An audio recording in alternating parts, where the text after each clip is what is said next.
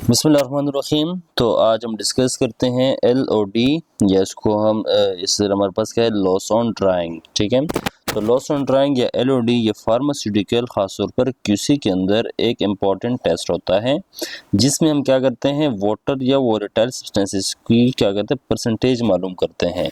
ठीक है, क्योंकि हमारे पास जो फार्मास्यूटिकल के अंदर जो रॉ मटेरियल आता है ये फिनिश प्रोडक्ट्स होते हैं, उसके अंदर वाटर या हमारे पास वोलेटाइल सब्सटेंसेस होते हैं जिस तरह residual solvent, methanol, ethanol, chloroform वगैरह।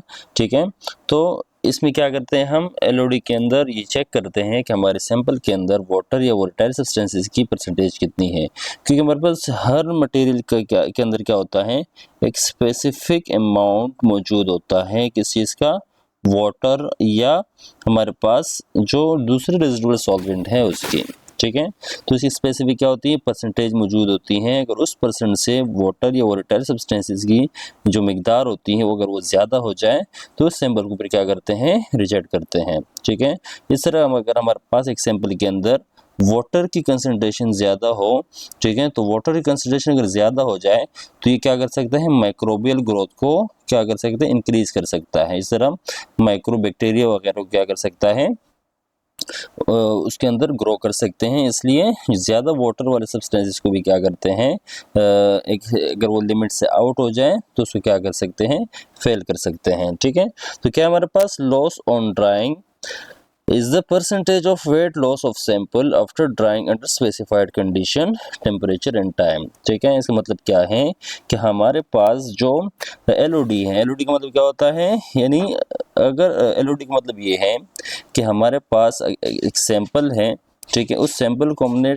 एक स्पेसिफाइड कंडीशन के अंदर जिसमें नॉर्मल 105 डिग्री सेंटीग्रेड हम रखते हैं, ठीक है, या जो सब्सटेंस के मेल्टिंग पॉइंट होता है बिलो द मेल्टिंग पॉइंट को क्या करते हैं ओवन के अंदर रखते हैं। किसके अंदर रखते हैं ओवन के अंदर रखते हैं स्पेसिफिक टाइम के लिए। वो 1 हार भी हो सकता है, वो 2 हार भी हो सकता है, वो 3 हार भी हो सकता है, वो 15 हार भी हो सकता है। जिस तरह हमारे पास जेलेटिन होता है उसका जो LOD होती है वो तकरीबन 16 आवर होती हैं, तो 16 आवर की भी हमारे पास क्या हो सकती है LOD, यानी इसका टाइम पीरियड हो सकता है। ठीक है, नॉर्मली जो टेम्परेचर रखते हैं वो 105 डिग्री सेंटीग्रेड रखते हैं। किस पे वो हमारे पास जो वाटर है यानी H2O है और दूसरे रेजिडुअल सॉल्वेंट है वो क्या हो जाते हैं इवापोरेट हो जाते हैं। ठीक है, तो आई होप ये आपको समझ में आ गया होगा कि क्या चीज़ है। ठीक है, यहाँ पर हमने डिस्कस किया है कि it represent the amount of moisture, ठीक है, और other volatile substances like residual solvent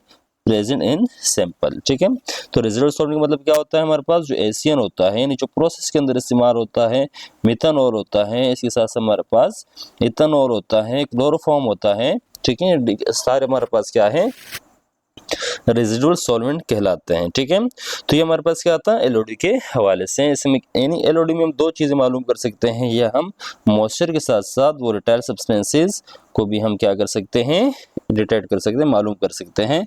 volatile substance मतलब जो हमारे पास ऑर्गेनिक सॉल्वेंट है, इस तरह Asian, methanol, ethanol, chloroform, acetone. ठीक है, तो ये सारे क्या हमारे पास ये हमारे पास रेजिडुअल सॉल्वेंट कहलाते हैं। अब नेक्स्ट हमारे पास क्या है कैलकुलेशन है। कैलकुलेशन हम किस तरह कर सकते हैं इसकी, तो कैलकुलेशन भी इसके एक इम्पोर्टेंट क्या है, कैलकुलेशन भी बड़ा इम्पोर्टेंट है, क्योंकि हम कैलकुलेट कैसे करेंगे इसको भी हम डिस्कस करते हैं। ठीक है, ये मैंने पूरा फार्मूला सब कुछ आप डिस्कस करूँगा। ठीक है, इसमें आपको आसानी से समझ में आएगा कि हम किस तरह मालूम कर सकते हैं। ठीक है, कलर चेंज कर लेते हैं ताकि हमारे लिए आसानी हो। ठीक है, तो कैलकुलेशन हम क्या देखते हैं, सबसे पहले हमारे पास क्या हम 3 स्टेप के अंदर समझते हैं, step number 1, step number 2 and step number 3। ठीक है, तो स्टेप नंबर 1 के अंदर हमारे पास क्या है वेट ऑफ एम्प्टी डिश, यानी जिस डिश के अंदर आप क्या लोगे सैंपल लोगे, सबसे पहले आप क्या करेंगे उसका वेट करेंगे, जो कि इसको मैं क्या लिखता हूँ W1। फर्स्ट मेरे पास एम्प्टी डिश का वेट क्या है 40 ग्राम है, 40.0000 ग्राम है इसका वेट।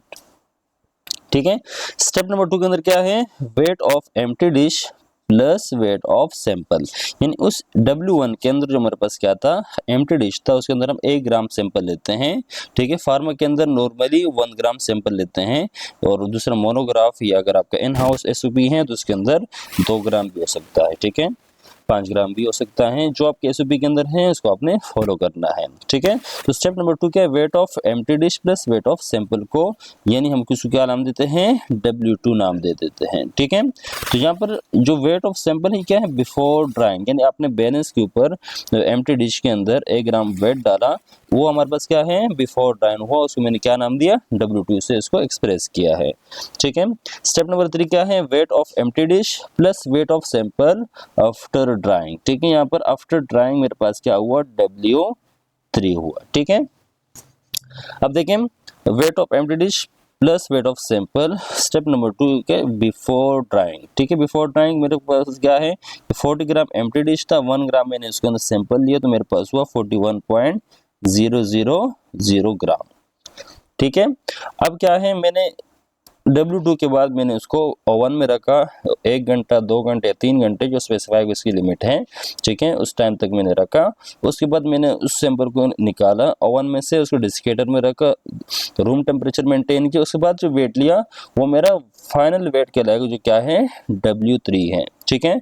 तो फाइनल वेट लाजमी बात है कि 41 से थोड़ा कम होगा, इस तरह 40 पॉइंट अगर मैं लेता हूँ 40.9 क्या है, 40.9 ग्राम, यानी 41 ग्राम था वो आफ्टर ड्राइंग, यानी आफ्टर ड्राइंग को क्या हुआ, कम हुआ होगा, एवापोरेट हुआ होगा, ठीक है। फर्स्ट हो गया 40.9 रह गया, तो ये मेरा क्या हुआ, फाइनल वेट हुआ, ठीक है, मेरा क्या हुआ, फाइनल वेट हुआ, ठीक है। कलर चेंज करते हैं, इसका रेड कलर ले लेते हैं, ठीक है। तो W1, W2 और W3 इससे हम क्या गए, हम फार्मूला बनाते हैं कि इसका फार्मूला हम किस तरह बना सकते हैं, ठीक है। तो परसेंट LOD का फार्मूला क्या है, मैं यहाँ पर बनाता हूँ आपके सामने। सबसे पहले मेरे पास क्या, इनिशियल वेट मेरे पास क्या है, ये W2 मेरे पास इनिशियल वेट है, क्योंकि हमने 1 ग्राम सैंपल लिया था, तो इनिशियल वेट मेरे पास कितना है, 41.000 ग्राम, ठीक है, माइनस क्या मेरे पास, माइनस का मतलब क्या है, इनिशियल वेट में से क्या करना है, फाइनल वेट माइनस करना है, तो 40.9000 ये मेरे पास क्या था, ये मेरे पास W3 यानी फाइनल वेट था, ठीक है।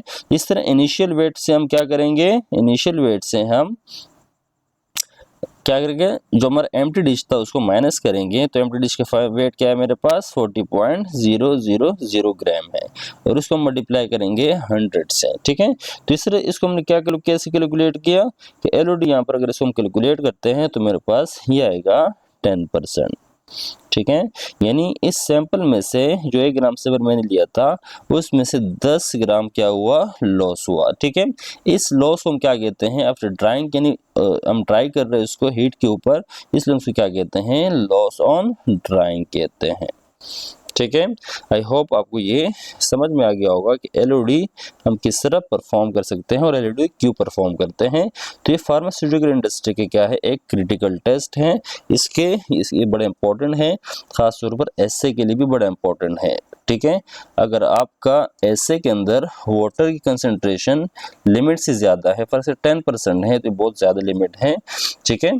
तो इस तरह हमारे पास क्या है, ये क्या होगा, एसए में से माइनस होगा, ठीक है। तो वाटर बड़ा इंपॉर्टेंट है, या वाटर सब्सटेंसेस फार्मास्यूटिकल इंडस्ट्री के अंदर बड़ा इंपॉर्टेंट है। अगर आपके पास सैंपल की लिमिट 0.5% है, ठीक है, और आपका रिजल्ट आता है 10%, उसका मतलब ये है कि आपका एसए भी क्या आएगा, अपने 100% में से आपका ऐसे तकरीबन 90% आएगा, ठीक है। 90% क्यों आएगा, क्योंकि आपके सैंपल के अंदर क्या है, 100% 10% क्या है, वाटर की या वोलेटाइल सब्सटेंसेस की कंसंट्रेशन मौजूद है, ठीक है। तो ये तरह आपका हमारा LOD की जो होता है हमारे पास इंफॉर्मेशन वगैरह।